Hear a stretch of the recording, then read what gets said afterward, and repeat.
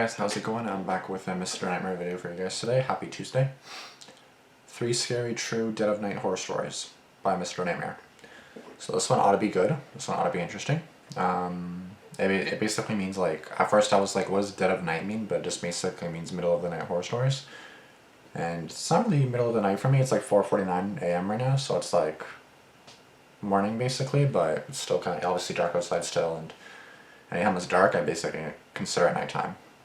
Except now, because now that it's basically with the time change and everything, I don't know if you guys also have the time change or not, or wherever you're watching from, but if you guys have the time change too, let me know, and let me know where you guys are. Of course, someone messages me as soon as I start a fucking video. Why does that always happen to me? I start a video because no one messages me, and then as soon as I press record, oh hello. The fuck? Jesus.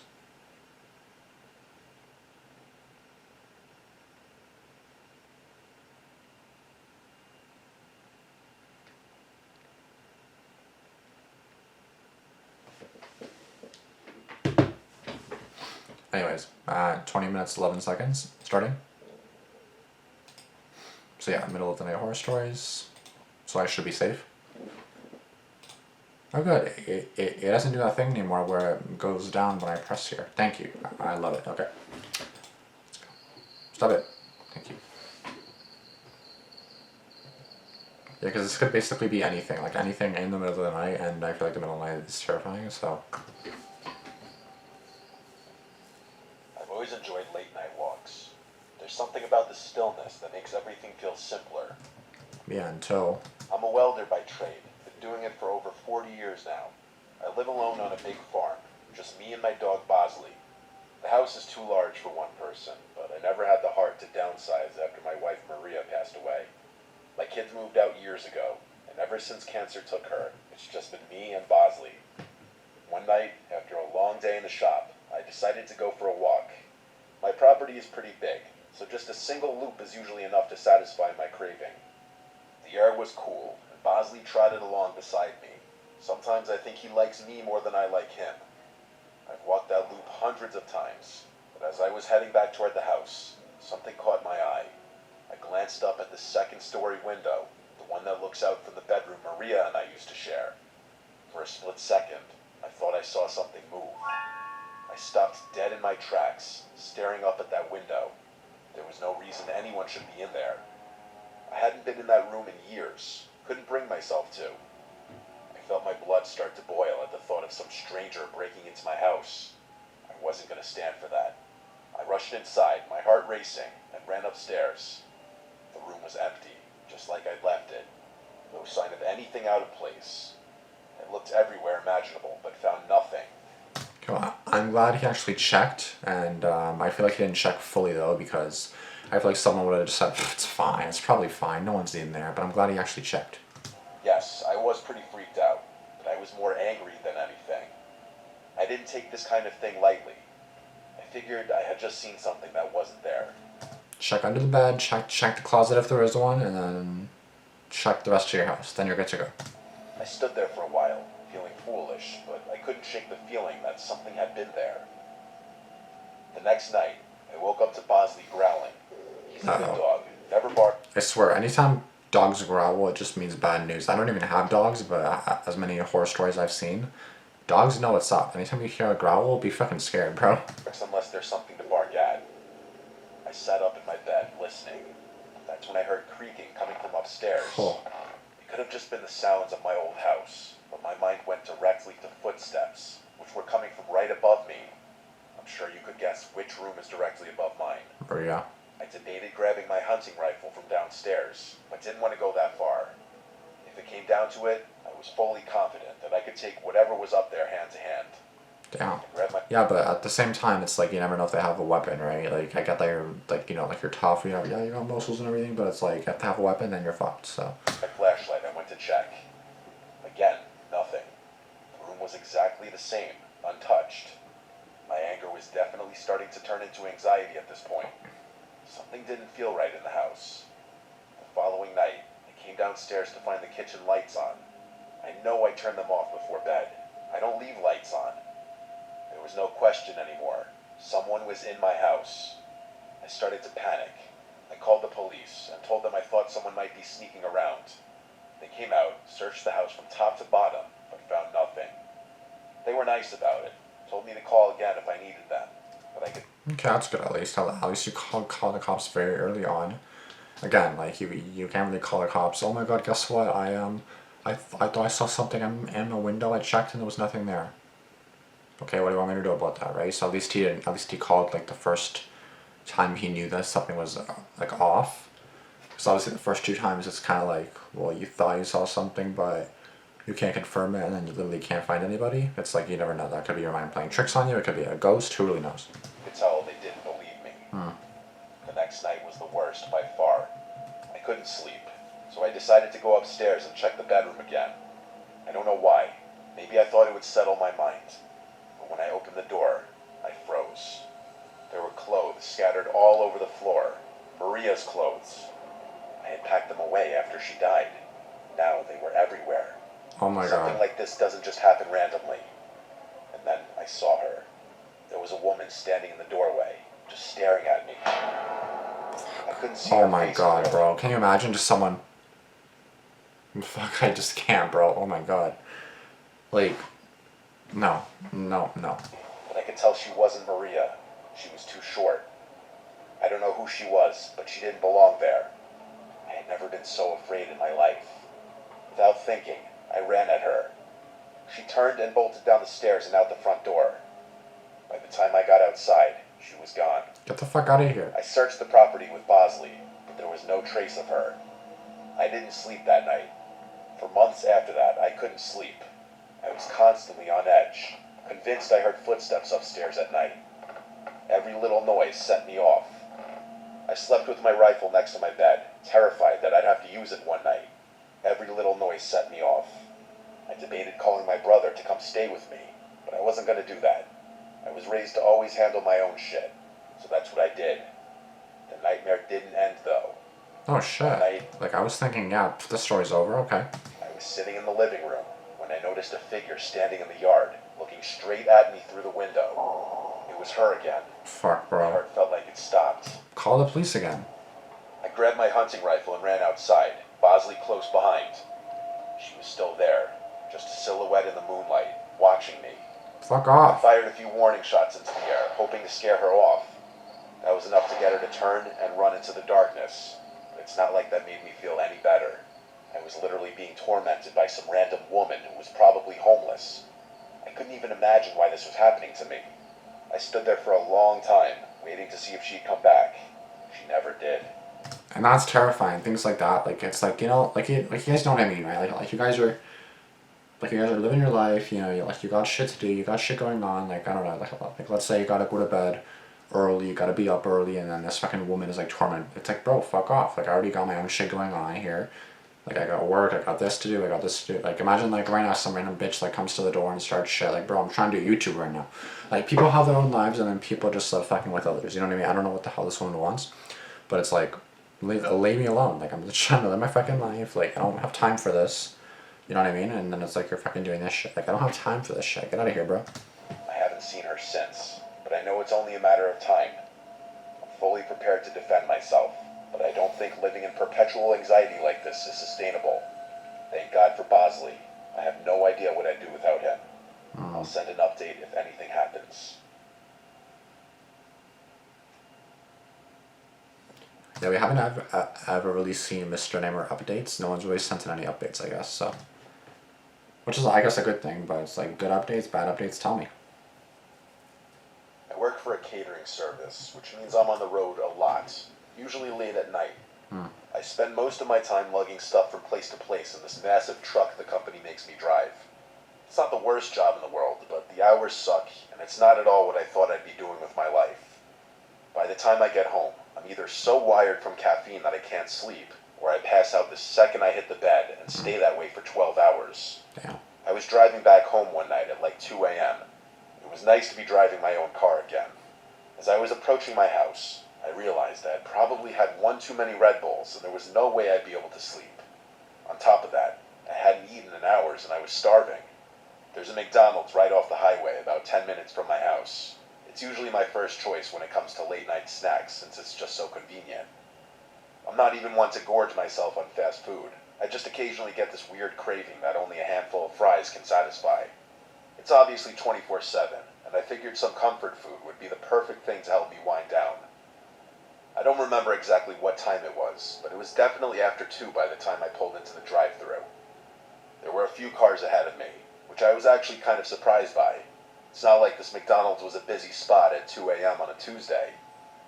As I was sitting there impatiently, I found myself staring off into space, wondering what was taking so long. That's when I noticed something strange.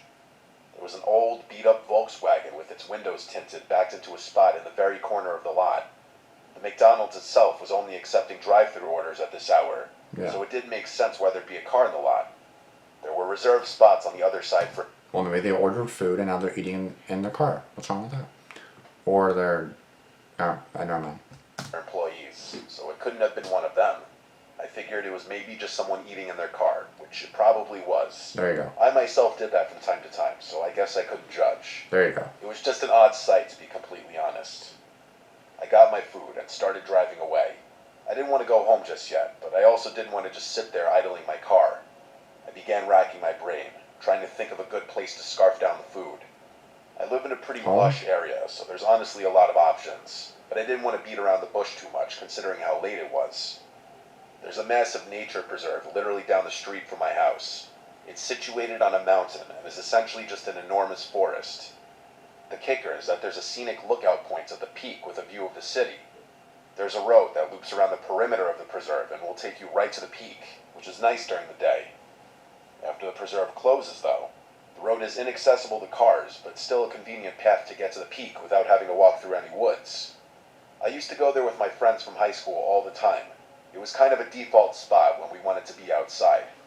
We'd hang out, talk, smoke, or just appreciate the view. I actually hadn't been there in a while because I was just so busy working all the time, so I figured going there would deliver a much-needed nostalgia rush. When I got to the preserve parking area, it was completely empty. I say parking area because it wasn't a traditional parking lot with spaces for cars, but rather a big patch of gravel that veered off from one of the roads that ran past the preserve's border. Like I said, the actual preserve was closed, meaning I'd have to walk all the way up to the lookout spot from outside. Before I could even turn off the engine, I saw headlights pulling into the lot. That was unsettling enough on its own. I already know which car it is. Because you mentioned the car that was in the parking lot, with the lights off and just in the corner, that's going to be the car that's going to follow you. Obviously, it's so obvious. Who else would be here at 2 a.m.? And then I realized what I was looking at. It was that same Volkswagen from the McDonald's parking lot. Shocker. I was 100% certain of it. Shocker. I parked a little ways away, and the engine cut off. I felt the unease start to pour in. What were the odds of that happening naturally? Right. Had they followed me? My window was partially rolled down, and as far as I could tell, there was no music coming from that car, or at least none that I could hear. After nothing happened for a good minute or so, my fear started to fade. They were probably doing the same thing I was, out for some fresh air or a smoke. Yep, that's what It's a they're pretty doing. popular spot for that kind of thing, but I was just so weirded out considering how late it was. I couldn't shake the feeling that something was off, even though I concluded that it was just one of those unexplainable coincidences. No, it's not. I sat there for a minute, debating if I should just go home. You should. I didn't want to leave, but I didn't want to be alone either. I picked up my phone and FaceTimed one of my close friends who lived a few minutes away. I told myself that if he didn't pick up, I'd just eat my food in the car and drive home. He was actually awake though, which I was a little surprised by. He said he had been up writing a paper. I convinced him to swing by and hang out for a bit. He was down. He said he'd be there in 10. While I waited, I kept my eyes on the Volkswagen. It still hadn't moved. I tried to shake it off, telling myself I was being paranoid. When Sebastian finally pulled into the lot, I felt a lot better. We both got out of our cars and began walking up the path. Before the parking lot fully receded from view, I shot a glance backwards. Wait, what if they do something to your car while you're gone now? The Volkswagen was still there, but I saw all 4 doors open at once. 4 guys stepped out. Oh my god. They just stood there for a few seconds, looking at each other. They weren't even talking, just looking around at each other. It was freaky. Like, yeah, like at first I was going to say, see, you're good now. There's one guy in that car and then 2 of you. No, now it's 4v2. Fuck, bro. Nudged Sebastian, who realized what I was looking at. Before they could see us, we continued walking up the path so that the lot was obstructed from view. Alarm bells were going off in my head, but Sebastian didn't seem that concerned. He told me they were probably just going out to smoke. We kept walking, and by the time we got to the top, the city view was enough to take my mind off things. We always sat on this little rock wall that was supposed to keep people from wandering off the edge of the mountain. Yeah, we have the same thing in my, like, basically my city, like the mountain for my city. And I remember, like, this, not this view exactly, obviously, but, like, a very similar view, like, lights everywhere at nighttime. It's such a pretty view. I've been there so many times. It's such a nice little park area. It's nice. It can be creepy, it can be dark as fuck, but I've never had any horror stories there, like, literally ever. Everyone's been really nice there. Not that many people there at nighttime, but, you know, I drive by, I walk by. It's nice. It's really nice. I go with friends, never alone, because fuck that shit, but always with a friend. We sat there, eating and talking like we used to. It was nice. Of course, that nice feeling didn't last very long. We heard the sound of talking and laughter quickly approaching us. We turned around to see 3 guys walking towards us, sharing what looked like a blunt. They were acting friendly enough, which definitely calmed my nerves a little. Instead of finding their own spot, though, they walked right up to us like they wanted to start a conversation. The guy in the blunt was covered in tattoos and had a nose ring. He honestly looked pretty intimidating.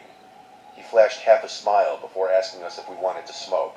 No. We both said no, and one of the other guys laughed and called us pussies, to which Sebastian scoffed at.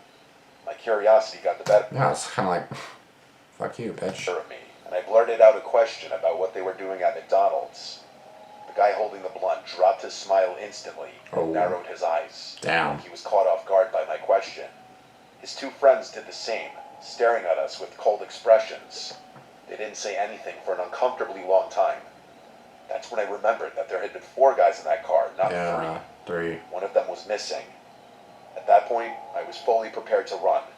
I knew Sebastian was thinking the same thing. Yeah, like when he said 3 guys, I was kind of like, okay.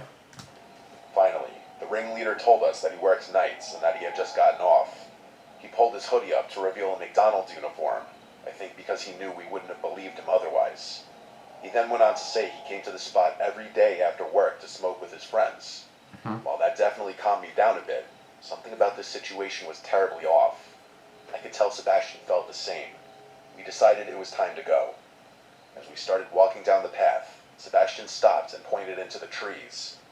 I followed his gaze and saw the 4th guy, half hidden in the darkness. Yep. He was holding something, but I couldn't make out what it was. Bro. I felt my heart start racing. The moment he saw us looking, he started moving. That's when we ran. We bolted down the path, glancing back to see him chasing us with the 3 other guys close behind. Fuck. My heart was pounding so hard I thought it would burst. Fuck, bro. I could hear their footsteps getting closer, but I didn't look back again. We finally made it to the parking lot, jumped into our cars, and floored it out of there. Okay, so your As I car. was speeding away, I could see those guys rushing to get in their car. I didn't feel comfortable driving home out of fear that I'd be leading them right to my house. Police station. I called Sebastian and told him we should meet back up on his street. He had a decent head start on them, and I don't... No, police station, because then if they follow you there, then that's great. They're not gonna obviously once they see you're going to a police station, they'll leave. And then let's say you park in the station for like 10-20 minutes, you leave, they start following you again, great, turn right back around, go to the police station, say, yep, this car's following me twice now, you know, done. I don't think we were followed, but I wasn't taking any chances. When Sebastian and I met back up... And wait a second, if you met back up at his house or near on his street, why the hell would you meet up on his street? Like, then they're gonna know where he lives. We were still in shock about what the hell just happened. I don't know if they were trying to rob us or worse. I didn't know what to think. Sebastian showed me his phone and said he had snuck a picture of them while they weren't looking. He sent it to me, but I wasn't sure what to even do with it. I had off the next day, so I convinced Sebastian to come with me back to the McDonald's so we could at least report the employee. The next day, It wasn't an employee. That's what I'm thinking. Because they haven't confirmed it's not an employee yet, but obviously I'm pretty sure you can get a McDonald's uniform from anywhere. Plus, if you had it, like I have Timmy's uniform still. I worked at Tim Hortons like years and years ago, and I still have the uniform. I can always put it on. I'm a Tim Hortons employee. No, I'm not. approached a guy on the younger side in hopes that he'd listen to us. We showed him the picture and told him what happened, and his eyes widened. He told us something literally out of a horror movie. Apparently, That guy's girlfriend had also worked at that same McDonald's and had dumped him a few months ago. He didn't take it well and would harass her while she was working and stalk her after her shifts. He obviously got fired, but that didn't help. The police were involved shortly after, and there was a restraining order put in place. Damn. Apparently, he had been violating that restraining order because he was camping out in the parking lot. Sebastian and I were horrified. I have no idea why he'd decide to follow me, but it was clear that he was unhinged. I'm praying that the police catch him camping out in the parking lot, because then he'll actually be screwed. Yeah. I just hope he doesn't recognize my car anywhere. It's only been a week, but I haven't been back to that McDonald's or the preserves since. Hopefully the police are able to do something, but that's out of my control.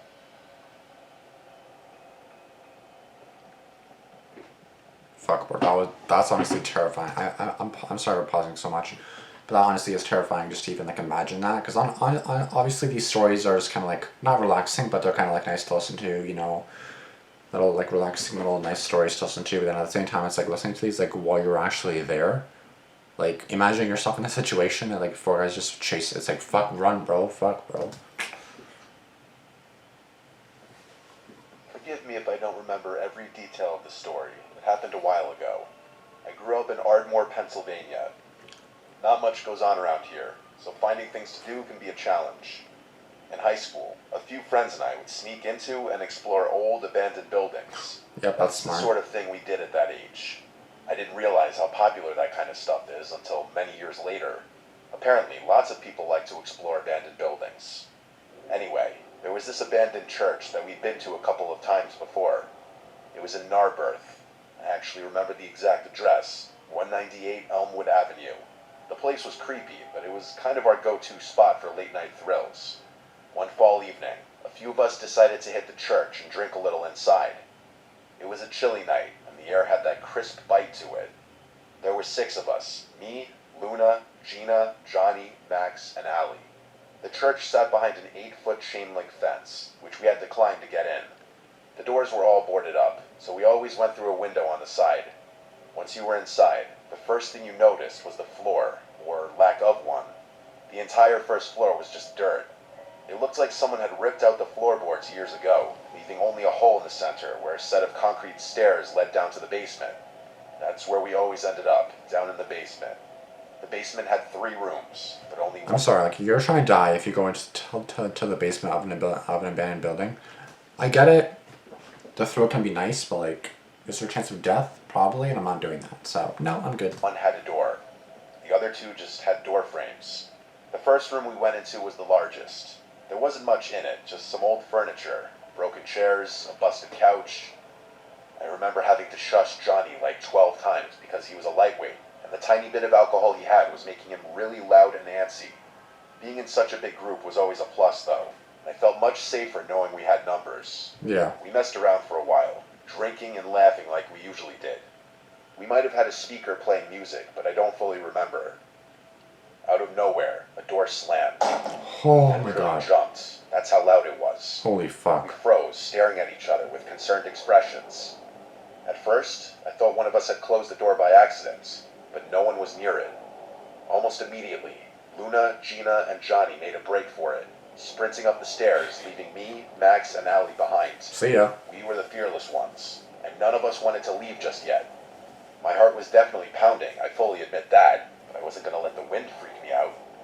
I could tell Max and Allie were thinking the same thing. I don't know if it was curiosity or stupidity, but we decided to investigate. It's not the After wind. standing in silence for a few minutes, the 3 of us crept over to open the door that had slammed shut.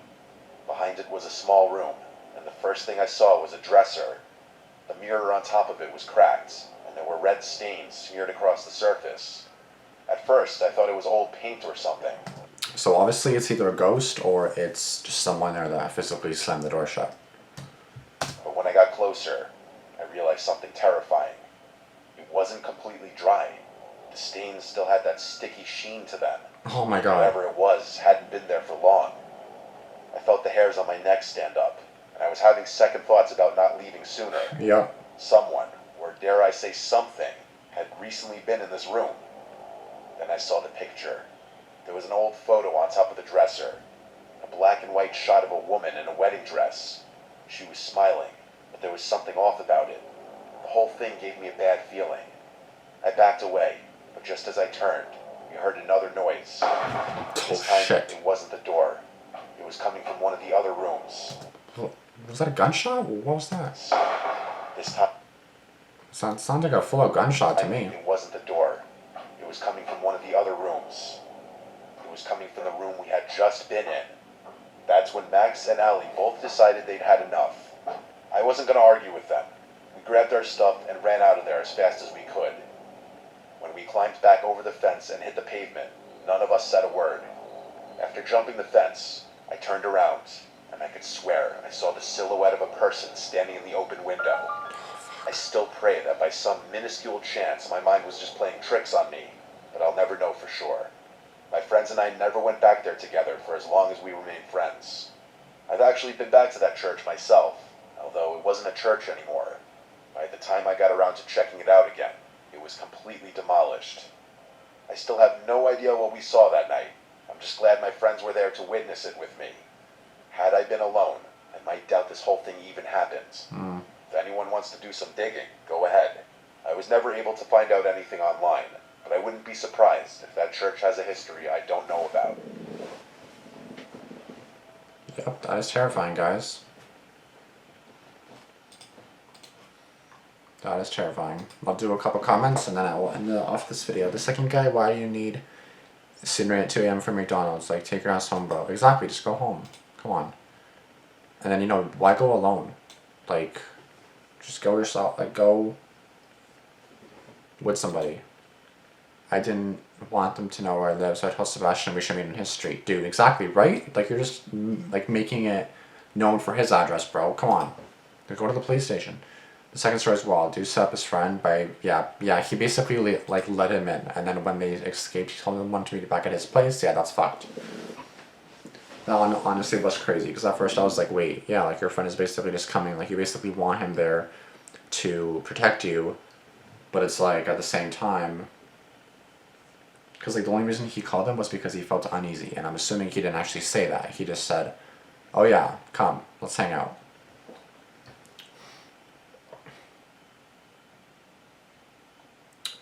The second guy is a friend you definitely don't ever want. If 4 people get out of a car that's been telling you, that's when you book it. That's the story made me lose some brain cells. Who the hell goes on a nature walk at 2 a.m. just to eat some McDonald's? By the time his friend came and they watched to the cliffs, the stuff must have been ice cold.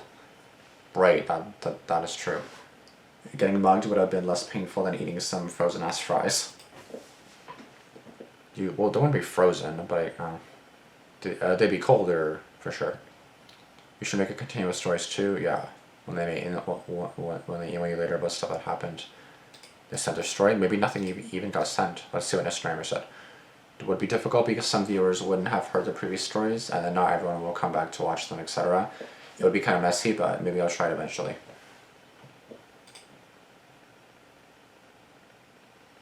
You could add a disclaimer at the beginning of the video which links to older videos. Yeah, exactly. You can just kind of like give like a really brief 1 to 2 minute thing of the story and then say here's the update, right?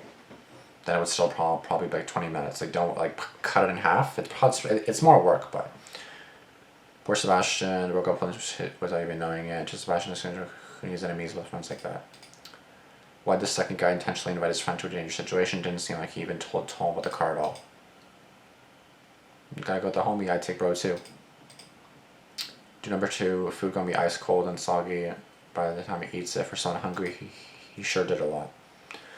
Second guy is crazy. It's at 2 a.m. if I saw somebody that left me on edge of McDonald's, I sure as hell wouldn't go to a secluded place after. I'd be too paranoid and would just go home. Exactly, yeah. So like obviously him being already kind of like iffy at the McDonald's, it's like, yeah, I'm already kind of iffy. Again, not wanting it to ruin your night, especially if it's nothing, but what if it is something? Scary things can happen in the dead of the night. In the dead of the night, especially when exploring an abandoned building, it's good that no one was hurt in these stories. I couldn't help the song kept playing in my head. Dumb ways to die. It's a good day when Mr. Nightmare uploads. Fact. The guy in story 2 was lucky when those 4 guys followed him and slash his tires. Exactly, that's what I was thinking. Like, you guys saw my reaction when it's they got in their car and then drove away. I was like, okay. I didn't actually say the whole thing because Mr. Nightmare was talking. But basically, I was like, okay, yeah, like they didn't do anything to his car, so yeah, like they are lucky that no tires got slashed, no windows were broken into. Because that's what I figured right away when 4 Guys came out. I was like, yeah, your car's toast, your car's fucked. And then the fact that 3 come out and then 1 is in the woods waiting for you, fuck, bro. Jesus. I fucking did like a combination without already even knowing it. Fuck, bro. I don't think I'll ever get tired of these videos. Mr. Nightmare, thank you. You inspired to. Oh, okay. That's good. Good job. Anyways, that's all I got for you guys today. If you guys like this video, be sure to give it a like, comment down below. Be sure to subscribe. Tell me what you guys have dealt with. You know, tell me what you guys have had to deal with, and anything crazy, let me know. And yeah, I want to hear stories. Hopefully, I don't have any horror stories, but if you guys probably do, I've had some myself. And yeah, I will see you guys later. Deuces. Peace. Thanks for tuning in.